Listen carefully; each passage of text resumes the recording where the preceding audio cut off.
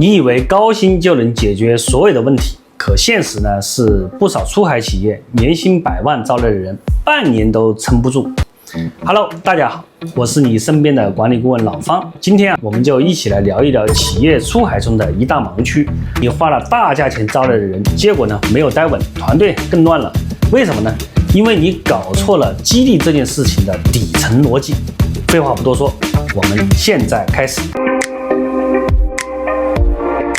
首先，我们看一个真实的案例：高薪外派为何人还是没留住？我们接触了一家大型制造企业，计划在中东新设立一处分工厂。他们从国内外派了3位高管，税后的年薪平均在80万到120万人民币，而且还配备了车、司机和子女的教育津贴，看起来待遇非常优厚。但是很可惜，到岗3个月后，其中2位高管就提出要调回，另外一个这样留下来了，但是业绩非常差。那原因到底是什么？第一个是环境太艰苦，长期缺乏归属感；第二个是家属没法适应长期两地分居的情况，非常的影响双方的情绪；第三个，公司对回国后的安排模糊，让外派的高管缺乏安全感；第四个，工作任务远超预期，同时也缺乏支持，让大家的心理落差巨大。这家公司后来花了3个月时间，重新评估了外派岗位与激励结构，才逐渐的稳定了局面。这个案例告诉我们，激励不是加工资这么简单，高薪不等于激励。那为什么传统的激励逻辑在出海场景中就失效了呢？在传统的管理里面，我们喜欢用多劳多得、结果导向来构建我们的激励体系，但是呢，一到出海的场景，问题就复杂多了。企业在出海激励失败的背后，通常存在3大根源。第一个是激励的结构相对单一，只关注工资和奖金，而忽略了长期的心理预期。第二个呢，就是缺乏家庭配套和生活的支持，员工长期孤立，心理的耗损严重。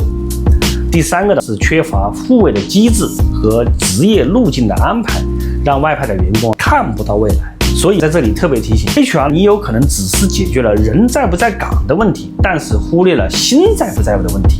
那到底该怎么样解决这个问题呢？我们建议3步设计组合式激励体系，来帮你留得住人。我们给客户制定出海激励政策的时候，最常用的方法就是3维组合激励模型。第一个维度当然是物质激励，满足生活成本加吸引力双平衡的方式，不是一味的给高，而是结合岗位的特性和当地的生活指数做相关的匹配，包含生活的补贴、住房的补贴、交通补贴、子女教育和探亲的假期。而风险的补贴，特别是对高风险地区来设置额外的补偿的一个金额。这里特别提醒一下，建议 HR 来设计一份激励结构图，清楚发放的标准和节奏，海外的员工对整体的激励结构有所预期。第二个维度是情感的激励，是构建人在组织中的归属感。那出海人才呢，往往面临文化的孤岛效应，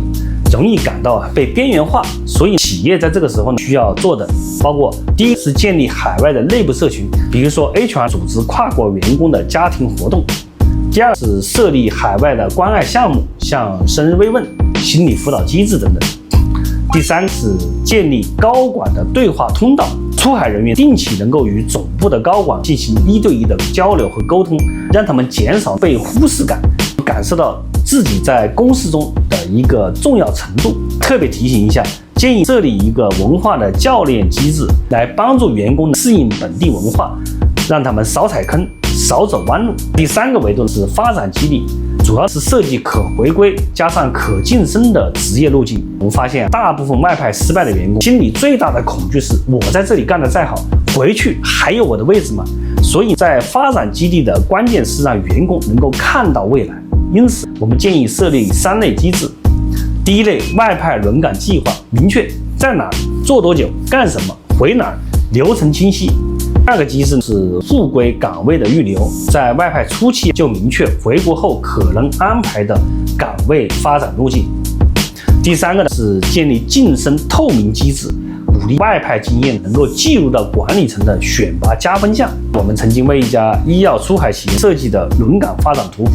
那被员工称为吃了定心丸。因为大家清楚的知道，不是派出去熬，而是走出去再回来上台阶这样的一个路径非常清晰和明确。那 HR 到底该怎么推动这件事情的落地呢？第一，重新定义激励。那激励不是我给你多少钱，而是我能给你多少未来。第二，跨部门联合建模。激励当然不能只靠 HR 来设计，要财务配合、业务配合，同时也需要老板来拍板。在这里我们特别提醒一下，我们建议最好能够用一张激励责任矩阵表来明确谁负责设计，谁负责执行，谁负责反馈，各部门在这件事情上的职责一目了然。第三，就是建立动态评估的机制，最少半年一次员工满意度调查，加上留任意愿的调查，动态来调整结构。激励不是一劳永逸的，而是通过持续的校准来让我们的激励体系与我们的外派员工现状相匹配。最后总结一下，出海最怕的不是市场失灵，而是人心失稳。不是没有人愿意拼搏，而是你给不到他希望；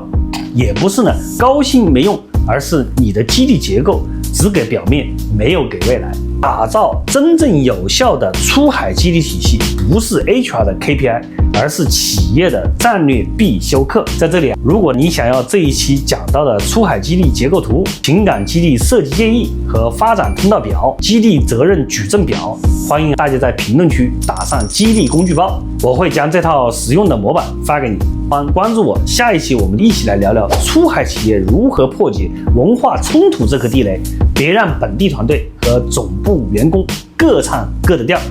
谢谢。